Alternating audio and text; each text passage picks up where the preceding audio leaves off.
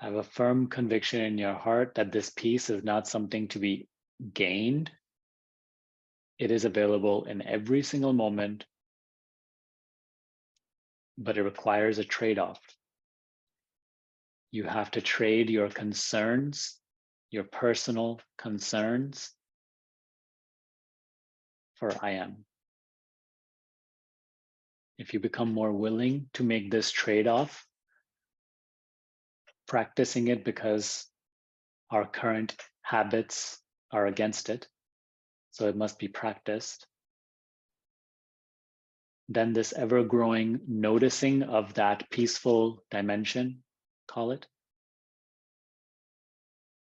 starts to become more and more self-evident in the midst of experience, regardless of what you find the body is doing or not doing.